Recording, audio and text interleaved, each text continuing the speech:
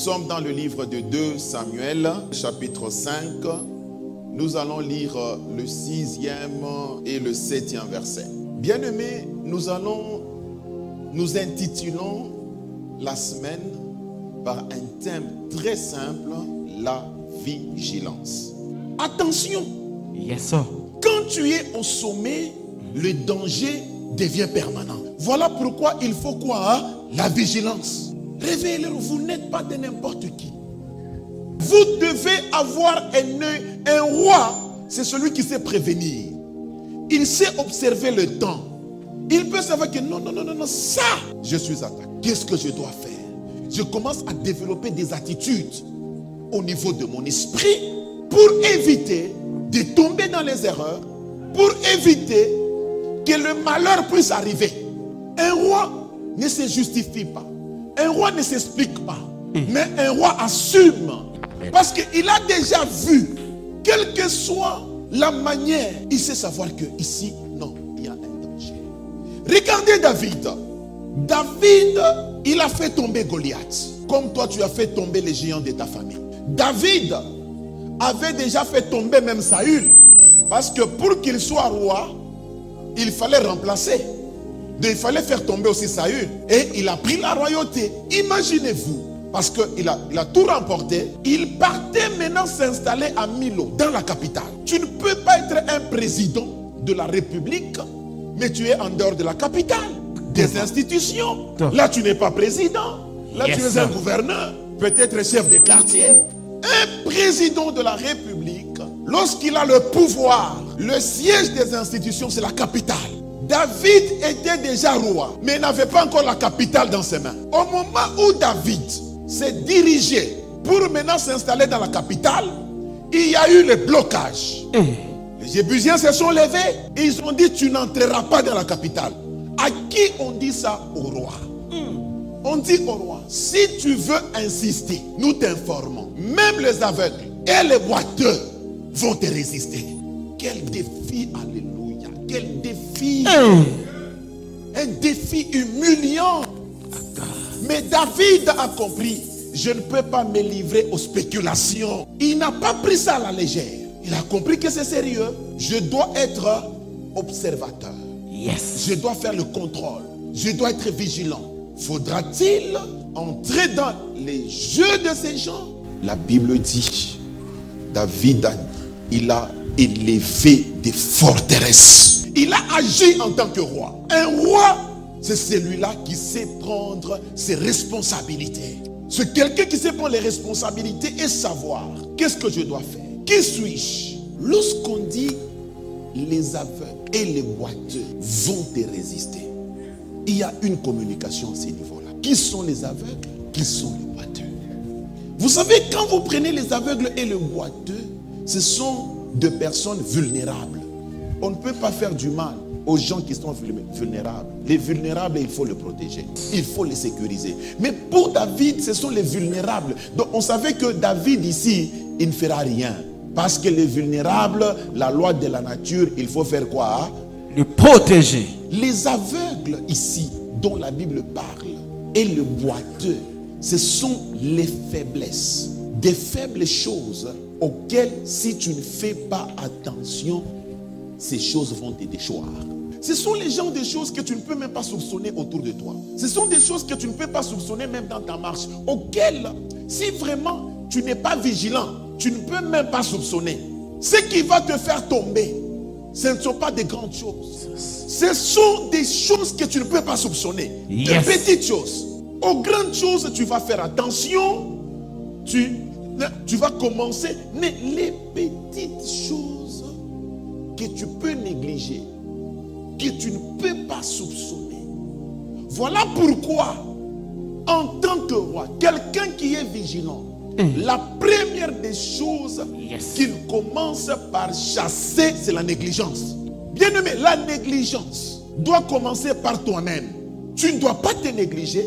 Tu dois avoir beaucoup d'attention d'abord à ta propre vie. Il y a de ces personnes-là qui disent, bon, je suis déjà roi. Tu vas voir quelqu'un, tu es sur un terrain d'une bénédiction où tu sens que tu maîtrises les choses, tu commences à gérer. Et Tu vas voir quelqu'un, il commence à négliger les heures de la prière, par exemple, de la semaine.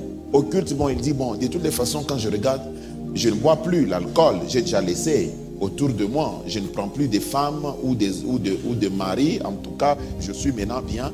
Mais tu vois que tu négliges, mais fût-ce que les 2 heures de prière de la semaine. Yes. Yes. Rien que cette petite négligence-là, c'est là que le diable va exploiter pour te déchoir. Effectivement. Pour résister David, on n'avait pas ressuscité Goliath, mais on a mis sur son chemin les aveugles et les boiteux. Vous vous imaginez? Vous pensez que ces gens-là étaient fous? Ils ne connaissaient pas la force de David? Quelqu'un qui a éliminé Goliath. Cette fois-là, vous dites que les aveugles et les boiteux. Non. Ce ne sont pas les boiteux perclus des pieds physiquement. Bien-aimé, Dieu voulait tout simplement dire, lorsque tu es un roi, sois vigilant. Ne néglige rien autour de toi. Il faut savoir soigner son langage, sa marche. Et surtout la vie de prière, ne relâche pas. Sois un homme vigoureux, vigilant, observateur, inspecteur, un homme prévoyant, un homme prudent qui dit que je ne sais pas. Le danger peut se lever d'où? Vous voyez, quand on est président, on prend le ministère régalien. Tous les ministères qui peuvent me permettre de bien contrôler tous les pays. Voilà pourquoi quand on est président directement, on devient qui dans l'armée? Commandant suprême. Commandant suprême. Bien que tu es civil, mais tu deviens commandant suprême de l'armée. Parce que quand j'ai l'armée, je sais contrôler l'espace du pays. Bien-aimé, tu sais, sans Dieu, la Bible dit, c'est lui qui garde, il garde enfin. Ton armée à toi, c'est la prière. Car c'est la prière qui te permettra de bien contrôler. C'est la prière qui fera de toi un grand garant de la famille. Vous savez pourquoi la vigilance? Si vous n'organisez pas le programme de la prière au niveau de votre famille, vous savez ce qui va arriver. La Bible dit, 1. Soyez sobre, car votre adversaire, il fait quoi? Il rôde comme un lion Celui rugissant. que tu as tué là, est-ce que c'est le diable? Mais le diable, lui, tu ne l'as pas enterré. La Bible dit, attention, votre adversaire, le diable, Alléluia. il fait quoi? Il rôde autour de nous. En faisant quoi? Cherchant qui cherchant dévorer. qui dévorer. Cherchons qui dévorer. Dites Amen. Amen. Lorsqu'il va entrer dans la famille, il ne va pas toucher ta soeur, il ne va pas toucher ton frère, il ne va pas toucher tes enfants. La Bible dit qu'un voleur entre dans la maison d'un homme fort. Il commence par faire quoi? Les lier. On va laisser tout le monde. Hey. C'est toi l'homme fort. Qu'on va faire quoi? Qu'on va lier en premier. Si tu n'es pas vigilant, si tu n'organises pas la prière dans la famille, si tu deviens négligent, tu n'es pas observant, bien-aimé, lorsque les voleurs, l'ennemi va entrer, il va commencer par te lier toi. La Bible dit, il ne peut pas piller sans toutefois lier d'abord l'enfant.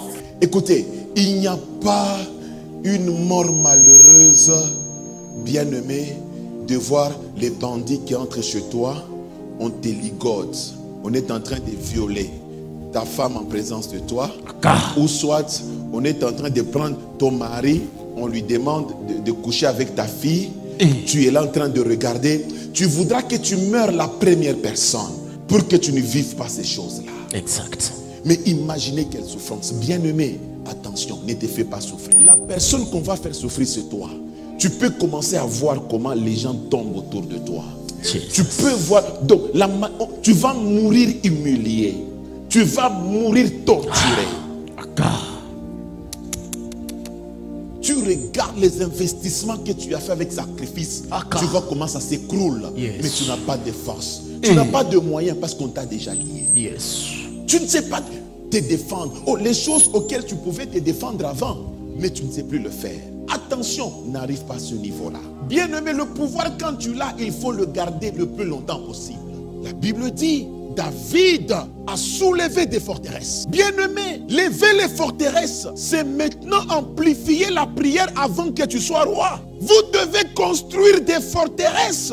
Et David n'a pas négligé les boiteux. Il n'a pas négligé les aveugles. Ne te dis pas que je suis roi. Tu dois entrer dans la capitale. Amen. Tu dois commencer à siéger. Amen. Tu dois commencer à contrôler toutes choses. Yes. Lève les forteresses. Construis des forteresses. Amen. Lève-toi dans la prière.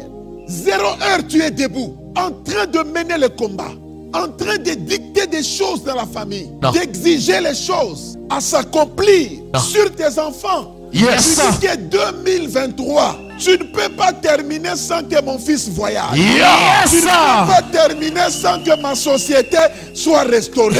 Exact. Écoutez, il n'est pas trop tard pour avoir le bilan de 2023. Mais tu as mal commencé l'année. Dieu te donne la possibilité de bien la terminer. Les forteresses, c'est la sécurité autour du pouvoir. Le pouvoir, il faut le sécuriser. Les Rwandais vont entrer. Hein. Ils sont à la frontière. Hein. C'est comme une vision là que j'ai vue. Hein. Nous devons prier. L'ennemi veut passer par l'Angola. Or, l'Angola, nous négligeons. Hein. Nous savons qu'il y a beaucoup de Congolais là-bas. Mais je vois, on veut utiliser. Ça, c'est dans une vision. Mais ils ne sauront pas. Dieu est avec le Congolais. Je vois, ça c'est la prophétie de la nation que je donne. Hein. Yes! Dieu dit que la guerre à l'est ici, nous la gagnons complètement. Ça! Wow. Et bientôt, elle va terminer. Yes! Mais je vois, on séduit l'Angola. Quand on séduit l'Angola, on fait une communication avec l'Ouganda. Et les Rwandais vont passer derrière ces deux pays. Ça écrivez, hein? C'est la vision de la nation que Dieu m'a donnée. Professeur, prophète de la nation. Mais Dieu est congolais. Yes! Ils ne sauront pas. Hey! Mais retenez que vous allez voir ça. Amen. Vous allez voir ça. Dans la vie. Nous remportons à l'est, on termine tout ça, rassurez-vous. Amen. Mais je vois 2 antennes, Angola, Ouganda. Et les Rwandais se cachent derrière. Dans la vie, papa. Mais nous allons contrecarrer. Ça, c'est le message de la nation. Amen. Nous allons contrecarrer ça. Vous devez lever. Vous devez construire des forteresses. Et nous devons le faire. Quand les forteresses, on les a construites, on a barricadé et fermé. De tous côtés. Et la loi est restée. Bien-aimé, je te dis que tu peux laisser un principe spirituel dans votre famille qui va sécuriser des générations en génération. C'est là que tu vas voir. Hein? Hey. Tu es assis sur ton pouvoir. Tu es sûr que jamais la rébellion entrera ici.